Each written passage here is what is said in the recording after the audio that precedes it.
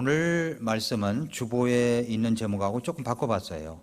주보에 있는 제목은 이 땅에 영적인 자국을 남기고 가자라는 말을 넣을까 말까. 이게 작가들은 첫 문장이 참 중요하다고 하는데 저는 이 제목을 잡을 때 참 고민을 많이 합니다. 영적인 자국을 남기고 가자. 어디 가자는 말이야? 이렇게 생각이 들어서 좀 바꿔봤어요. 뭐라고 썼냐면 떠나기 전에 남겨야 할 세계의 자국. 떠나기 전에 남겨야 할 세계의 자국이라고 말씀을 제목을 정했습니다. 오늘 이제 세계의 그 장면을 이야기할 텐데, 세계의 컷을 이야기할 텐데, 한 개의 컷만 가지고도 충분히 설교할 수 있는데 오늘 세 개의 컷을 한꺼번에 이야기하니까 너무 무리하게 하나 싶기도 하지만 제가 오늘 45주년을 지나면서 우리 성도님들에게 꼭 드리고 싶은 말씀을 오늘 세 개의 컷, 세 개의 장면, 대지를 통해서 여러분에게 말씀드리고 싶습니다. 제가 이어령 교수의 눈물 한 방울이라고 하는 책을 읽었습니다. 이어령 교수님이 죽음을 앞두고 3, 4년의 낙서 및 일기장을 적어놓은 책입니다. 제목이 눈물 한 방울, 그래서 남을 위해 흘리는 눈물이 진짜다, 이렇게 이야기를 하셨습니다. 이어령 교수님의 사모님도 CBS 방송국에 나오셔서 그 이야기를 또 하셨더라고요. 이어령 교수님은 마지막 자국을 남겨놓으셨는데 그게 마지막 노트 3, 4년의 일기입니다. 누군가는 또 우리는 모두 다 무엇인가 남기고 떠나죠. 남기고 떠납니다. 그것을 자국이라고 하고 흔적이라고 말합니다. 남은 인생을 더욱 의미 있는 자국을 남기기 위해서 우리는 많은 노력도 합니다. 그래서 임종체험까지 하는 것 같아요. 임종체험이라는 거 해보신 분 계십니까? 임종체험. 제가 중고등학교를 맡아서 할 때 중고등학생을 데리고 임종체험을 한 적이 있어요. 진짜 관을 갖다 놔야 되는데 또 박스를 뜯어가지고 그것을 관으로 만들어가지고 누워보라고 하고 막 했던 기억이 나는데 지금은 임종체험장까지 있는 것 같습니다. 영등포에 어디 있다고 하는데 제가 지금 말씀드리자고 하는 곳은 이제 신문에 났던 기사예요. 그 백석대학교에 임종체험을 하는 곳이 있다고 합니다. 근데 그곳에서 어떤 기자가 취재를 한 내용을 보고서 참 임종체험까지 하는구나 라고 생각이 들었습니다. 지난해 우리나라에서 생을 마감한 사람이 31만 7,800명이었다고 합니다. 여러분, 죽음처럼 확실한 것이 또 있을까요? 확실한 것이 있을까요? 그런데도 사람들은 이 죽음을 생각하는 것조차 꺼립니다. 하지만 우리의 삶은 속절없이 죽음을 향해 가고 있습니다. 모든 사람은 언젠간 죽습니다. 성경은 말씀하시기를 한 번 죽는 것은 사람들에게 정해진 것이요 그 위에는 심판이 있다 말씀을 했습니다. 부자도 죽고요, 가난한 사람도 죽습니다. 노인도 죽고요, 아이도 죽습니다. 청년도 죽습니다. 건강한 사람도 갑자기 죽을 수 있고요, 또 병든 사람이 천천히 죽을 수도 있습니다. 모두 죽습니다. 시시하며 이 죽음이라는 것을 피하기만 할 게 아니라 바로 우리가 누구나 맞이하는 이 죽음에 대해서 직면하여 한 번쯤 생각을 해봐야 된다고 생각이 들었습니다. 떠나기 전에 남겨야 할 자국이 무엇인가 하는 것들을 생각해 봐야 된다고 생각해 봤습니다. 그래서 그런지 사람들이 잘 죽어야 된다라고 이야기를 합니다. 잘 죽기 위해서, 웰다잉을 하기 위해서 어떻게 해야 될 것이냐. 그래서 죽음 체험을 하는 겁니다. 임종체험. 임종체험 순서가 이렇더라고요. 임종체험의 첫 순서는 영정사진을 찍습니다. 영정사진 찍으신 분 계십니까? 대부분 없을 거예요. 갑자기 세상을 떠나면요, 그냥 일반 사진 가운데 아무거나 사진관에서 가져오라고 하면 그것을 영정사진으로 만들어서 이제 걸어 놓습니다. 내가 떠나면 그동안 찍었던 것 중에서 아무거나 골라서 영정사진을 만들죠. 마침 미리 내가 죽은 후에 조문객들이 볼 수 있는 사진을 미리 찍어두는 것이 바로 영정사진입니다. 마지막으로 보일 사진이기 때문에 밝고 환하게 행복한 얼굴로 찍고 싶은 마음에 이제 사진사에게 부탁하기를 잘 찍어달라고 이야기를 합니다. 자, 그 다음에는 이제 죽음에 대한 강의를 듣습니다. 영정사진 찍은 다음에 죽음에 대한 강의를 돼요. 여러분, 죽을 때 후회하는 것이 무엇이 있을까요? 건강 못 챙긴 것, 남의 가슴을 아프게 했던 것, 고맙다, 사랑하다, 사랑한다고 말 못했던 것, 죽음을 미리 준비하지 못했던 그런 것들이 있을 것입니다. 여러분, 어떻게 죽기를 원하십니까? 어떻게 죽기를 원하세요? 잘 죽기를 원하죠. 제 이종사촌 동생 하나가 48살인데 생사를 가늠할 수 없는 곳에 있습니다. 간 이식을 하지 아니하면 죽는데요. 우리 교회 이제 나왔던 정숙향 자매의 동생인데 한 번이라도 좀 만나서 복음이라도 전하고 싶어가지고 이미 전에 한번 우리 교회를 초대를 했었어요. 그런데 거절을 하더라고요. 근데 이번에도 가서 중환자실에 있지만 의사 선생님에게 이야기를 해서 가서 잠깐이라도 만날 수 있는 시간을 좀 마련해 보라고 하는데 그게 안 되는 것 같아요. 아무튼 지금 이제 죽음을 기다리고 있어요. 간 이식을 해야 원래 간 기능이 무너지면 신장 기능도 무너집니다. 연결되어 있기 때문에 신장 기능도 안 되고 여러 가지 이제 어려움이 있는 거예요. 사람은 언젠간 죽어요. 근데 죽을 때 뭘 남기느냐가 참 중요한 것 같아요. 죽음에 대한 강의를 듣습니다. 우리는 이제 어떤 마음이 드냐면 자다가 그냥 편안하게 갔으면 좋겠다라고 하는데 죽음을 강의하는 강사들은 그게 제일 안 좋은 죽음이랍니다. 그러니까 앞으로 그런 말 하지 마세요. 왜냐하면 떠나는 분이야 끝나지만 남은 사람은 굉장히 불편한 거예요. 왜 갑자기 세상을 떠나냐고요. 갑자기 인사도 안 하고 인사하고 가야지. 인사도 안 하고 그러니까 제일 안 좋은 죽음이라고 이야기를 합니다. 현대의학으로 살릴 수 없다면 사랑하는 가족의 품에서 그냥 품에서 돌아가시는 게 가장 품이 있는 죽음이라고 생각합니다. 근데 죽음에 대한 강의를 듣는 다음에 이제 관 옆에서 관이 이렇게 있으면 옆에서 수의를 입는 겁니다. 수의. 검은 띠가 둘러진 영정사진을 먼저 받아가지고 옆에다 놓은 다음에 수의를 이제 입습니다. 그리고 나서 이제 그곳에서 유언서를 작성해요. 유언서. 수의를 입고 관 옆에 앉았습니다. 마지막 유언서를 씁니다. 무엇이라고 쓸까요? 한참을 생각하다가 이렇게 씁니다. 더 오래 살고 싶었는데 이렇게 먼저 가서 미안해. 덕분에 정말 행복했다. 고마워. 남편이 아내에게 한 말 같으죠? 그 말투가 여기까지 쓰니까 울컥한 거예요. 유언서를 쓰면서 연신 눈물을 흘립니다. 그리고 돌아가면서 이제 유언서를 낭독합니다. 낭독하는 분들마다 목소리가 떨립니다. 관 옆에 앉아 있는 사람마다 눈 옆에 물기가 고여 있습니다. 내 인생에서 제일 행복했던 날은 우리 사랑하는 아들이 태어난 날이었다. 고생했던 날, 행복했던 날, 모든 것을 두고 간다. 아들 건강하고 행복하게 잘 살아라. 이렇게 썼고 또 한 사람은 사랑하는 나의 딸, 이제 나의 마지막 편지를 쓰는 아빠는 만감이 교차하는구나. 네가 우리 부부의 무남동녀로 태어나 바른 아이로 자라는 과정이 주마등처럼 스친다. 아빠는 너와 함께 공부하던 시간이 가장 행복했단다. 따라 잘 살아라. 이렇게 이제 유언서를 다 돌아가면서 낭독을 한 다음에 드디어 이제 관뚜껑을 열고 모두 관 속에 들어가십시오. 들어가서 이렇게 눕습니다. 누우니까 이제 저승사자처럼 복장을 한 직원이 와가지고 관뚜껑을 꽝 하고 이제 닫아버린 거예요. 그리고서 이제 관에 반듯하게 넣습니다.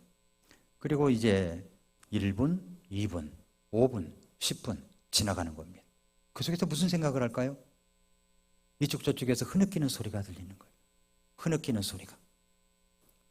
그리고 나서 이제 시간이 어느 정도 지나니까 이제 소리가 들립니다. 이제 관뚜껑을 열고 모두 일어나겠습니다. 그래가지고서 이제 관뚜껑을 뿡 치고 전부 다 이제 나온다는 얘기예요.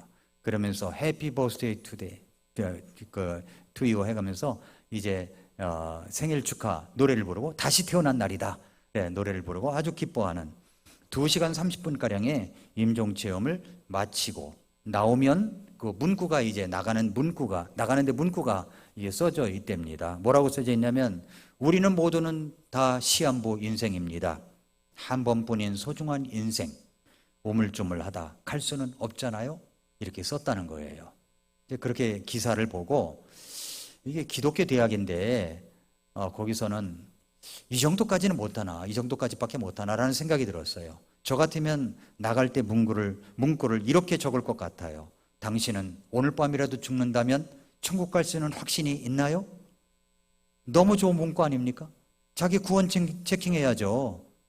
우물쭈물 하다가 그냥 잘 살고 잘 살았다, 뭐 잘 죽었다 이게 아니라 내가 죽으면 정말 천국 갈 수 있는 확신이 있느냐는 질문. 그리고 또 하나 질문을 정한다면 당신은 죽은 후에 어떤 발자국을 남기겠습니까? 라는 문구를 써서 붙이겠다 생각이 들었습니다. 우리 모든 사람들은 이제 이 땅에 와서 발자국을 남기고 간다고 생각이 됩니다. 자국을 남기는 거예요. 흔적을. 임종 체험한 과정에서 가장 중요한 것이 빠져 있는데 그게 뭐냐면 오늘 밤 죽으면 천국 갈 수 있느냐는 확신입니다. 이어령 교수님의 눈물 한 방울이라는 책을 쭉 읽으면서 그 교수님의 4년의 병상 기록이에요. 암이 있었지만 그 암을 치료받지 않고 그냥 그대로 견디셨잖아요. 그런데 4년의 기록 중을 다 봐도 하나님에 대한 기록이 별로 없더라고요. 그 출판사에서 일부러 뺀 걸까? 아니면 진짜 없나? 진짜 노트를 좀 보고 확인하고 싶은 마음이 있었습니다. 좀 안타까운 마음이 있었어요.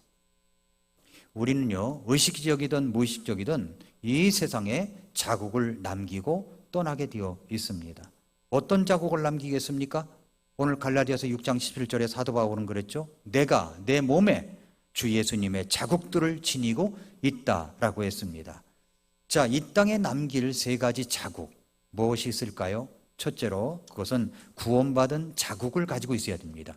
내 몸에 구원받은 자국이 있어야 되는 거예요. 인간은 한 번 왔다가 가는 것이 정해진 것입니다. 성경은 말씀하시기를 한 번 죽는 것은 사람들에게 정해진 것이라고 했습니다. 그렇게 죽을 때까지 인생을 살아가는 횟수가 점점 어떻게 되냐면 늘어가고 있어요. 평균 수명이 늘어가고 있다는 것입니다. 아시죠? 평균 수명이 늘어가고 있다는 거? 지난 주간에 신문을 보니까 우리나라 기대 수명이 경제협력개발기구인 OECD 38개국 가운데 10년 만에 19계단을 뛰어 올라갔대요. 우리나라가. 제일 수명연한이 긴 나라가 일본. 그 다음에 우리나라래요. 우리나라. 대단하죠? 예, 그렇게 올라갔답니다. 보건복지부가 2022년 7월 26일 날 발표한 2022 OECD 보건 통계에 따르면 2020년, 그러니까 2년 전이죠. 우리나라 국민의 기대 수명이 83.5년을 기록했다는 겁니다. 기대 수명이라는 말은 그 태어난 아이가 생존할 것으로 기대되는 평균 연수를 뜻합니다. 남성이 80.5세, 여성이 86.5세 각각 예측했습니다. 여자가 60년을 더 오래 살아요. 한국의 기대 수명은 OECD 국가 중 1위인 일본 84.7년 다음이자 OECD 국가 평균보다 3년이나 더 깁니다. 전문가들은 이렇게 말해요. 그렇게 늘어난 평균 수명으로 인해서 급속히 늘어나는 의료비와 연금 지급 등 각종 복지 비용으로 인한 장수의 저주에 빠지지 않도록 국가적 대응이 필요하다고 했습니다. 장수의 저주가 뭔지 아십니까? 장수의 저주 세 가지가 있어요. 첫째, 돈 없이 오래 사는 거예요. 이게 장수의 저주예요. 둘째, 병 가지고 오래 사는 거예요. 셋째, 외롭게 오래 사는 겁니다. 이렇게 오래 사는, 이게 장수의 저주입니다. 대응이 필요하죠? 국가적 대응까지는 아니라도 개인적 대응이 필요한 겁니다. 개인적 대응. 그렇게 살다가 죽으면 그 다음에는 어떻게 됩니까? 그냥 끝나는 겁니까? 아니라고 성경은 말씀했잖아요. 아닙니다. 사실 건강이 급격히 나빠지는 것으로 보면 제가 경험을 볼 때는 평균적으로 볼 때 50세가 넘어가면 건강의 이상 신호가 하나 둘씩 나오는 것 같아요. 그게 40대에서부터 축적된 거겠죠. 50대가 되면 건강이 나빠져요. 50대 후반쯤 되면요 툭툭 튀어나와요. 안 좋은 것들이. 지금서부터 준비를 해야 되는 겁니다. 비타민C 잘 드시고 계시죠? 예, 잘 영양 공급을 해야 됩니다. 모든 병의 원인과 죽음의 원인은 영양 부족이라고 이야기하고 있습니다. 죽은 의사는 거짓말하지 않는다라는 책에 보면 그 이야기가 나와요. 그런데 지금처럼 먹거리가 풍성한 시대가 또 어디 있습니까? 또 맛집이 얼마나 그렇게 많아요. 맛집 소개가 얼마나 많은지 몰라요. TV에서 어떤 맛집이라고 그렇게 소개한 집을 찾아가서 먹어보면 진짜 그렇게 맛있는 건 아닌 것 같아. 예. 그런데도 맛집들은 너무너무 많아요. 근데 사람들은 그런 맛집이 나왔다 하면은 알아가지고 찾아가서 기어코 먹습니다. 그런데도 뭐가 있는지 아십니까? 영양 불균형이라는 거예요. 영양이 불균형하게 생긴다는 겁니다. 아이들이 스트레스 받고 우울증이 생길 때요, 영양 상태를 점검해야 됩니다. 딴 거 점검할 필요도 없어요. 영양 상태.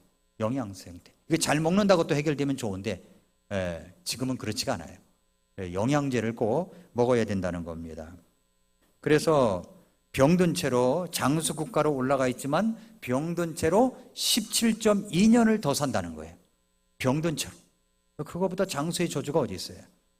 그래서 지금 건강수명이 66.3세인데 건강을 돌아봐야 됩니다. 병원 생활이나 요양병원이나 요양원에서 걷지도 못하고 누워만 있다가 인생이 끝나는 경우가 너무 많아요.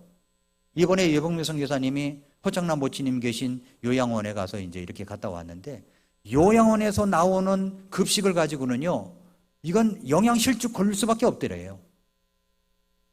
그거 먹고서 어떻게 좀 존재하는가 싶을 정도랍니다. 그래서 영양제를 갖다 드렸대요. 그랬더니 영양제 드시고 한 열흘 후에 보니까 아주 생기가 도지더라는 겁니다. 그렇게, 아니, 요양원에서 음식이라도 제대로 줘야 되는데 그렇지가 않다는 거죠.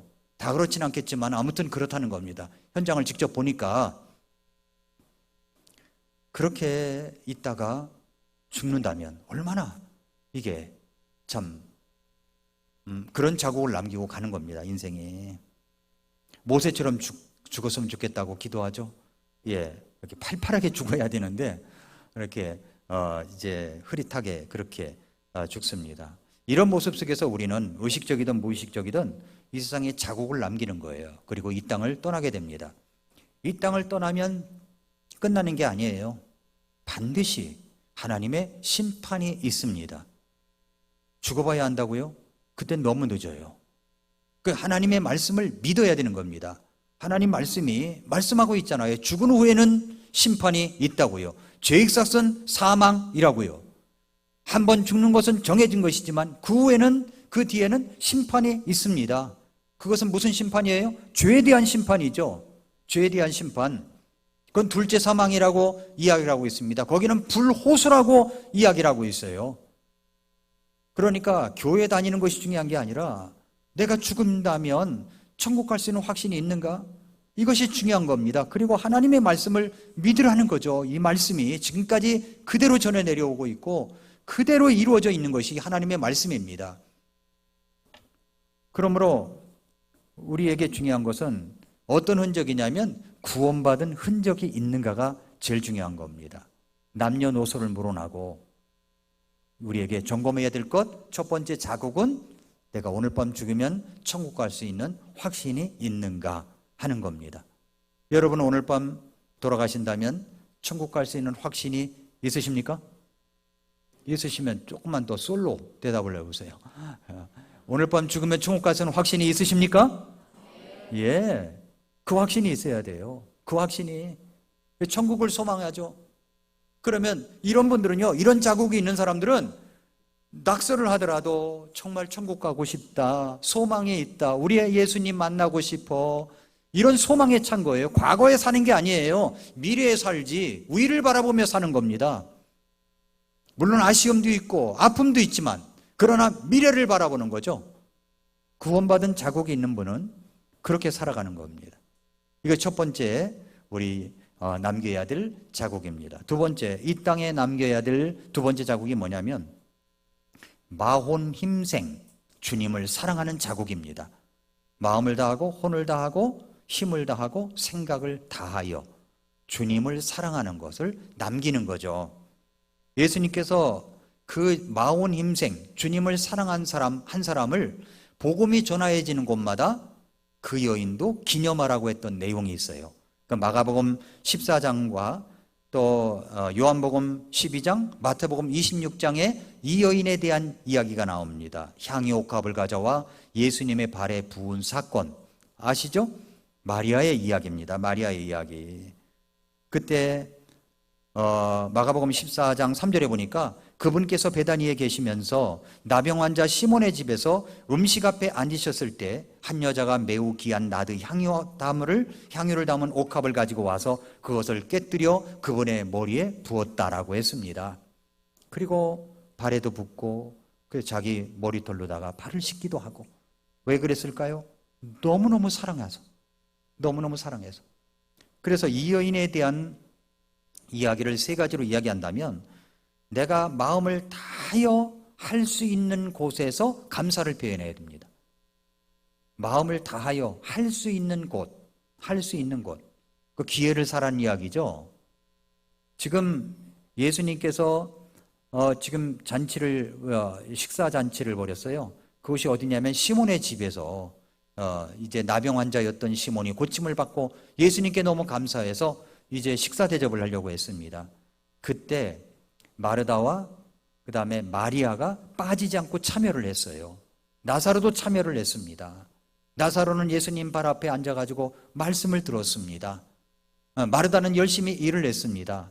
그런데 마리아는 무슨 일을 했습니까? 자기가 어떻게 하면 예수님께 이 자리에서 감사 표현을 할 수 있을까? 그 자리, 감사 표현할 수 있는 그 자리를 빠지지 않았다는 겁니다. 그러니까 우리는 뭘 가져야 되냐면은 감사할 수 있는 그 곳에서 감사를 표현할 수 있는 모습이 되어야 됩니다.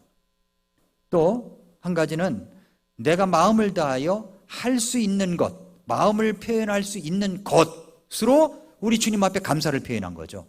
이 여인은 생각을 했습니다. 내가 뭘 가지고 예수님께 감사를 하지?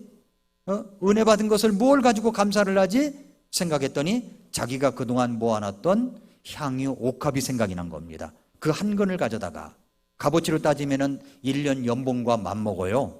그것을 가지고 예수님께 부어드려야 되겠다, 이렇게 생각하고 가지고 와서 예수님께 부어드린 겁니다. 자기가 가지고 있는 것을 가지고 한 거예요. 내게 가장 소중한 것이 무엇일까? 그것을 가지고 주님께 드린 거죠. 주님 앞에 드린 거죠. 할 수 있는 것을 가지고 했다는 겁니다. 하나님 앞에서는, 예수님 앞에서는 두렛돈이나 1년치 연봉이나 다 똑같은 겁니다. 중요한 건 뭐냐면 그 사람의 마음이 아닙니까? 마음을 다하여, 혼을 다하여, 힘을 다하여, 생각을 다하여 주님을 사랑하는 것을 나타낸 것, 주님은 그것을 귀하게 보시는 겁니다. 그리고 또 하나, 마음을 다하여 할 수 있을 때 감사를 표현하는 겁니다. 지금이 어느 때냐면은 마가복음 14장 1절에 보면은 이틀이 지나면 유월절과 무교절이더라. 수제사장과 서기관들이 그분을 흉계로 붙잡아 이제 죽일 방도를 구한 때입니다. 이제 곧 있으면 예수님이 십자가에 못 박혀 죽으십니다. 만약에 내가 여기서 이때 주님께 감사를 표현하지 않는다면 얼마나 후회를 했겠어요. 내가 그랬으면 좀 도왔을 걸, 할 거 아닙니까? 여러분, 장례식장에서 죽은 아이의 시신 앞에서 사랑하는 사람이 떠남을 슬퍼하면서 울부짖는 소리를 들어본 적이 있으신가요? 그럴 줄 알았다면 함께 있는 시간을 더 많이 할 걸, 그럴 줄 알았더라면 더 사랑해 줄 걸, 그럴 줄 알았더라면 더 많은 대화를 했을 걸, 그럴 줄 알았더라면 더 많이 순종하고 헌신할 걸 하는 이야기들 말입니다. 그러니까 기회가 있을 때 기회를 잃어버린 사람은 득복이죠. 이 마리아는 기회를 산 겁니다. 시간을 되찾으라, 날들이 악하니라 그랬습니다. 이 여인은 할 수 있는 때를 찾은 거죠. 지금 아니면 안 되겠구나, 지금 지나가면 끝이가구나. 지금까지 지내온 것 주님의 크신 은혜입니다. 그렇죠? 찬양의 가사처럼. 그러니까 그 은혜를 지금 감사 표현해야 되는 거예요. 지금 해야 되는 겁니다.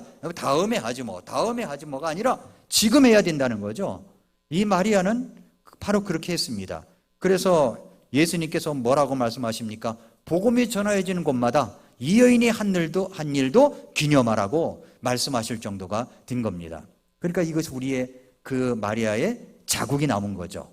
그 우리가 지금까지 그걸 듣고 있지 않습니까? 이런 자국을 남게, 주님을 사랑한 자국, 마온 힘생. 저는 그래서 마리아를 가리켜서 마온 힘생 자매님이다 이렇게 붙이고 싶어요. 저는 우리 교회에 이런 집사님들, 성도님들이 많아지기를 바랍니다. 마온 힘생 형제님, 마온 힘생 집사님, 마온 힘생 자매님, 그런 흔적들이 남겨져야 되는 거예요. 그 세상을 떠날 때 우리가 그분을 기억할 때 저분은 정말 주님을 너무 사랑했던 분이야 라고 기억에 남는 것, 그런 자국이 남아야 되죠. 주일날 예배면 빠지지 않고 항상 그 자리에 있던 분이야, 이런 것들이 남겨져 있어야 되는 겁니다. 이제 마지막으로 이 땅에 남길 세 번째 자국이 뭐냐면 주님의 몸된 교회를 사랑하고 섬기며 세워가는 거예요. 세워가는 것. 이것을 가리켜서 저는 히든 챔피언이라고 부르고 싶습니다. 한번 따라서 해볼까요? 히든 챔피언. 이 단어를 제가 좋아하게 됐어요. 히든 챔피언이라는 단어를. 기본에 충실한 나라, 독일에서 배운다라는 책을 읽게 됐습니다. 기본에 충실한 나라, 독일에서 배운다. 이 기본기가 참 중요해요. 그런데 책을 읽다가 그 안에 소개된 책이 있더라고요. 그 안에 소개된 책이 히든 챔피언이라고 하는 책입니다. 그래서 제가 이제 도서관에 가서 그 책을 빌려왔어요. 빌려와서 보니까 이건 내가 한 권을 갖고 있어도 되겠구나 라고 해서 이제 알라딘 중고 서점에 서치를 해보니까 값이 얼마인지 아십니까? 1,000원. 1,500원도 있더라고요. 그래서 1,000원 살 때 너무 미안해가지고 1,500원을 주고 이제 택배비 합해서 이렇게 받았습니다. 사람들이 그걸 잘 안 사는가 보죠? 저는 너무 좋았어요. 히든 챔피언이라는 말이. 여러분들이 좋아하시게 될 겁니다. 히든 챔피언이라는 말을 이 독일 대학의 교수인 헤르만 지몬 교수가 이렇게 정의를 했습니다. 대중들에게 잘 알려져 있지는 않으면서 매출액 일정 규모, 40억 달러 이하래요. 일정 규모 이하의 기업으로 세계 시장에서 1, 3위의 시장 점유율을 차지하고 있는 기업이라고 소개하고 있더라고요. 근데 지몬 교수가 전 세계적으로 히든 챔피언 중소기업이 얼마나 되는가 조사를 해보니까 2,710개의 히든 챔피언 중소기업이 있었어요. 근데 그 중에서도 독일 업체가 몇 개냐면은 1,307개입니다. 절반을 차지하죠? 독일 회사가 이게 기본에 충실한 나라, 독일에서 배운다. 그 책에 보면 그 내용이 나와요. 히든 챔피언이라는 책에 보면 세계의 대표적인 히든 챔피언 중소기업을 50개를 소개했어요. 50개 회사를. 그런데 50개 회사를 다 들여다봐도 아는 회사가 없어요. 제가 아는 회사. 여러분은 아는가 한번 보세요. 바더 들어보셨어요? 세계 시장 80%나 점유하고 있는 회사랍니다. 또 3B 사이언티픽, 해부학 수업에 사용되는 제품 시장에서 전 세계 선도 회사랍니다. 인터내셔널 SOS, 국제 응급 처치 서비스 업계에서 세계적인 리더래요. 테트라, 어항 물고기 사료 만드는 곳이고, 회가나스 코퍼레이션, 보브캣, 갤러거, 세스케터스, 하마마스 포트닉스, 란탈, 패칠, 테크노짐, 베바스토, 드라리, 벨포로, 알박, 오리카. 아는 회사 있으십니까? 저는 없어요. 저는 없더라고요. 중소기업들, 히든 챔피언 기업들입니다. 기업들이에요. 근데 기본에 충실한 나라 독일에서 배운다에 소개한 히든 챔피언들이 있는데, 독일 회사죠. 독일 히든 챔피언 중소기업들이 있는데, 이 회사 아세요? 몽블랑 만년필 아시죠? 네, 저도 몽블랑 만년필 어떤 분이 선물해서 지금까지 갖고 있습니다. 파버 카스텔 연필, 고급 여행 가방 니모와, 라이카 카메라, 카를 차이스 렌즈, 주방기구 업체 히슬러, BMF, 베카, 브리타 정수기, 브라운 면도기. 이거 남자들은 다 알아요? 브라운 면도기. 또 쌍둥이 칼, 이런 거예요. 명품 취급을 받는 독일 제품들인데 50개 회사 안에도 들어가지 않아요. 그런데도 명품으로 알려져 있어요. 이 회사들이 다 대기업들이 아니에요. 중소기업들이에요. 중소기업들. 그렇지만 히든 챔피언이라는 겁니다.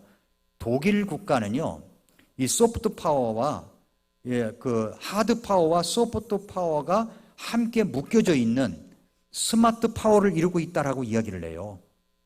그러니까 이런 회사들이, 중소기업들이 소프트 파워를 나타내는 회사가 있기 때문에 정말 독일 기업이 든든하다는 겁니다.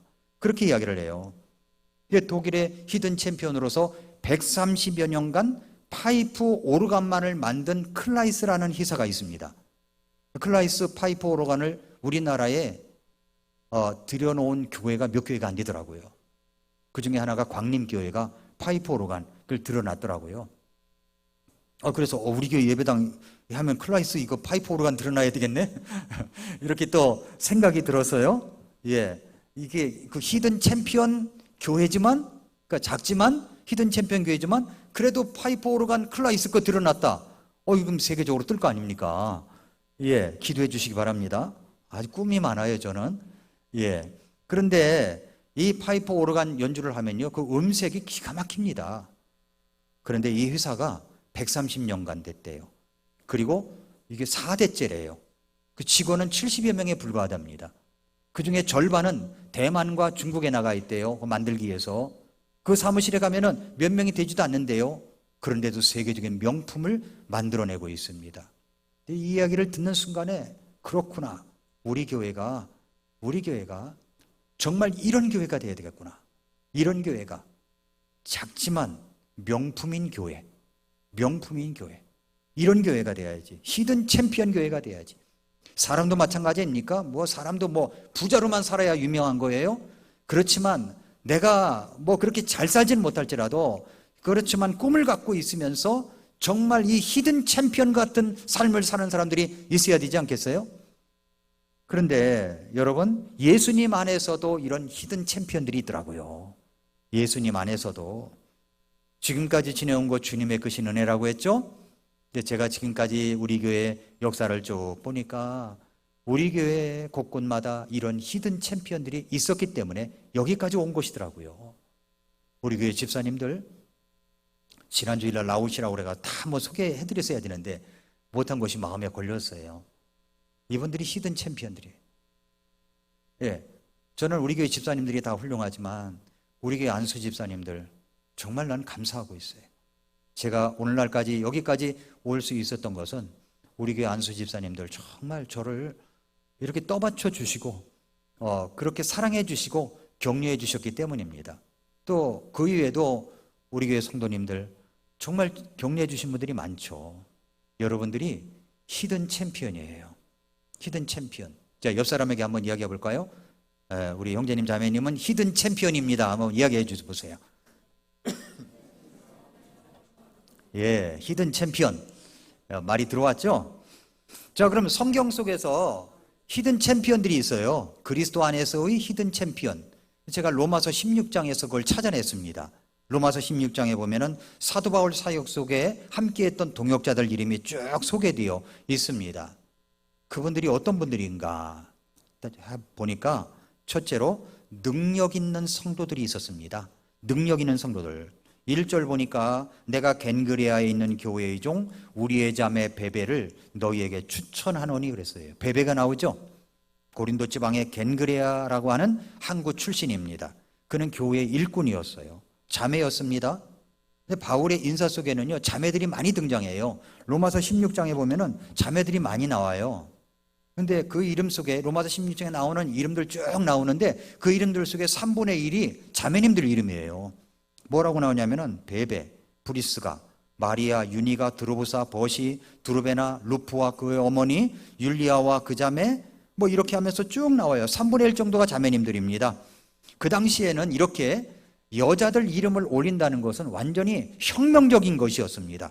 왜냐하면 유대인 남자들이 아침마다 일어나서 감사 기도를 하는데 나는 유대인으로 태어난 것이 감사합니다. 감사 중에 하나가 뭐냐면 나는 여자로 태어나지 않은 것이 감사합니다. 이렇게 말하는 거예요. 지금 같으면 기싸대기를 맞을 일인데 그때는 그렇게 감사한 거예요. 세네카라는 철학자는 뭐라고 그러냐면은 여자도 사람인가?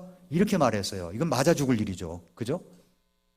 이렇게 여자를 하대했습니다. 여자는 사람 오늘 몇 명 왔어? 그러면 여자는 치지도 않았어요. 장정만 5,000명입니다. 성경에도 그랬잖아요. 그게 완전히 관례였습니다. 그런데 여자들, 자매님들 이름이 이렇게 드러났다는 것은 너무나도 파격적인 거죠. 그 중에 베베를 소개하죠.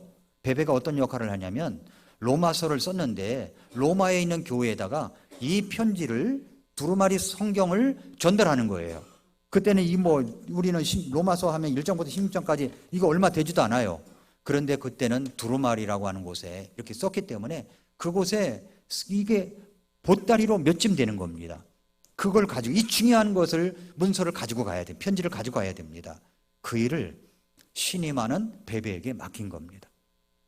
그러니까 저는 이 베베 자매가 히든 챔피언인 거예요. 사도 바울에게 있어서는 히든 챔피언이에요.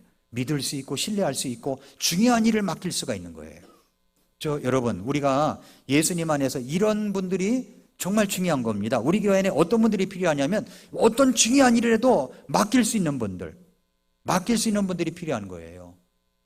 정말 우리가 예수님 안에서 이런 분들이 있을 때 정말 우리는 교회가 건강하게 커나갈 수가 있는 겁니다. 내가 저분들에게 우리 교회 재정을 맡겨도 돼, 모든 걸 다 맡겨도 돼, 될 수 있는 분들, 이런 분들이 진짜 히든 챔피언들이죠. 그뿐만 아니라 2절에 보니까 2절에 로마서 16장 2절 보세요. 2절에 보니까 너희는 주 안에서 성도의 마땅한 도리로 그녀를 받아들이고 무슨 일이든지 그녀가 너희를 필요로 하는 일에 그녀를 도울지니라. 베베는 여러 사람의 구조자가 되었고 또한 나의 구조자가 되었느니라. 이 구조자가 됐다는 말이 무슨 말이냐면은 경제적 후원자가 됐다는 말입니다. 그 사도 바울이 전에는 이제 텐트를 깁는 일을 했어요. 텐트 메이커였어요. 그런 사역자였습니다. 그러나 어느 정도 시간이 흘러가니까 그렇게 할 수가 없었습니다. 경제적 후원을 받아야 됐습니다. 스폰서가 필요했어요. 그래서 재정적인 피해를 채워준 사람 중에 한 사람이 누구냐면 바로 베베였다는 겁니다. 예수님과 제자들이 복음 증거를 할 때 그 사역 비용이 얼마나 들었을까요? 계산을 한번 해봤어요. 식사값만. 요즘에 여기 성내시장에 가서 김밥하고 라면을 먹어봤는데 라면 한 그릇이요 5,000원이더라고요. 라면 한 그릇이. 김밥값도 많이 올라갔어요.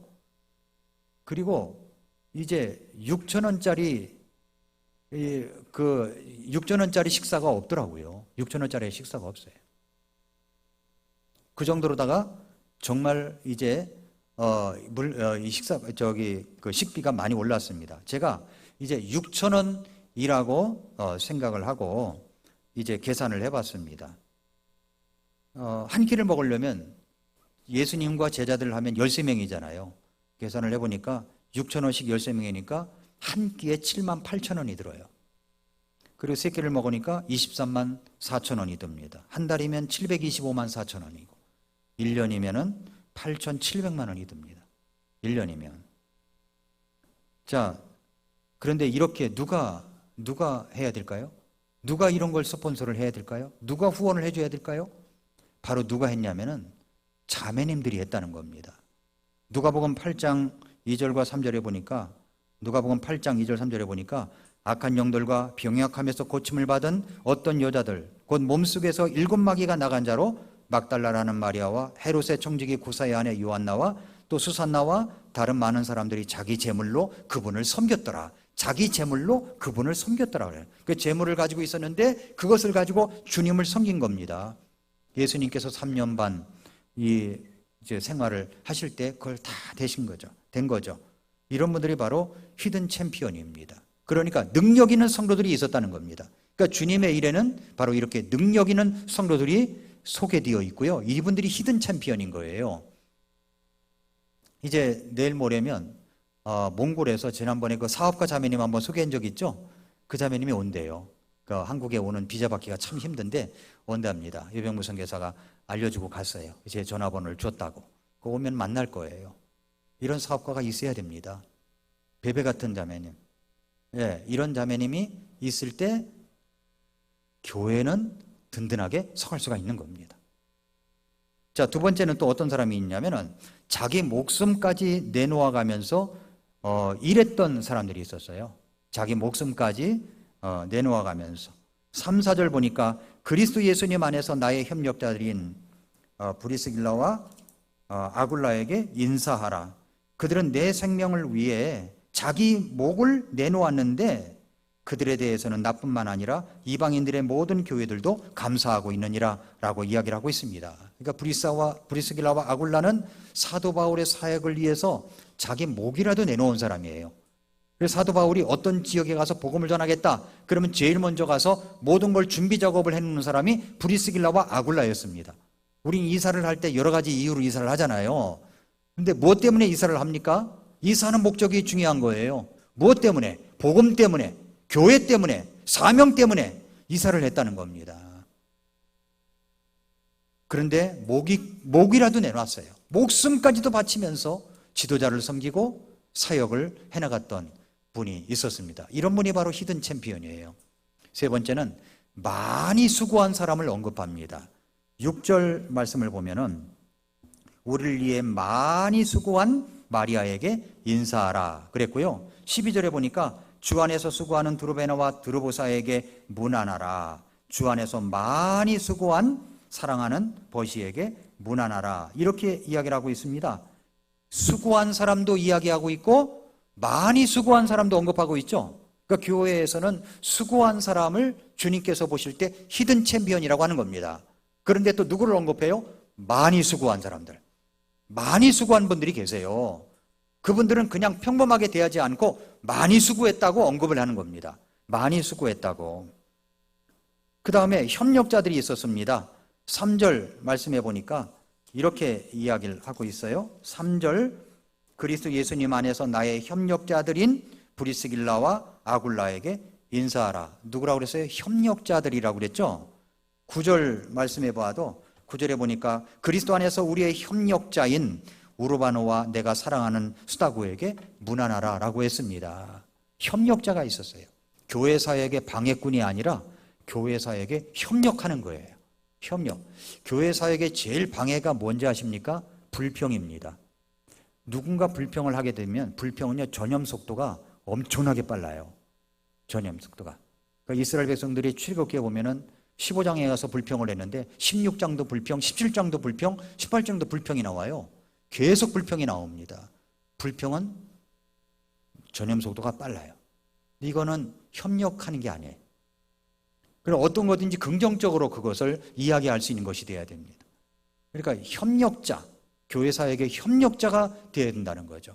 협력자에서 협력하려고 애를 쓰는 거예요. 그리고 마지막으로는 복음을 전하다가 7절에 보니까 갇힌 사람도 있다라고 말씀을 했습니다. 성도 여러분, 복음 사역을 위해서 우리가 할 수 있는 일이 뭡니까? 세 가지예요. 물질로 돕는 일, 기도로 돕는 일, 직접 그 사역에 뛰어들어서 일하는 것. 이랬을 때 우리 주님께서 너야말로 히든 챔피언이구나. 네, 히든 챔피언이구나. 오늘 이제 설교 용어로 얘기한다면 너야말로 히든 챔피언이구나. 이렇게 칭찬을 하신다는 겁니다. 사랑하는 성도 여러분, 한 번 왔다 가는 인생입니다. 우리가 어떤 자국을 남겨야 되겠습니까? 먼저 구원받은 자국이 있어야 돼요. 내 안에 내가 죄인인 것을 회개하고 예수님을 마음의 구세주로 영접을 할 수 있어야 되는 겁니다. 망설이지 마시고 예수님 영접하시기 바랍니다. 또 하나는 주님을 위하여 살아간 흔적, 그리고 주님을 정말 사랑한 것, 마온 힘생 자매님, 형제님, 집사님이 되십시오. 그리고 여러분이 주 안에서 히든 챔피언이 되십시오. 그렇게 된다면 우리 교회가 앞으로 모소대나무처럼 아름답게 성장해 갈 것이라고 믿습니다. 기도하겠습니다. 머릿속에서 기도하겠습니다.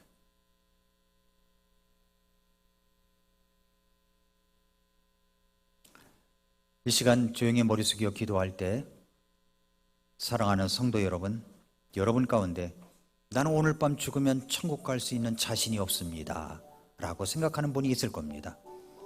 먼저 이 세상 떠나기 전 그 자국부터 만들어야 됩니다.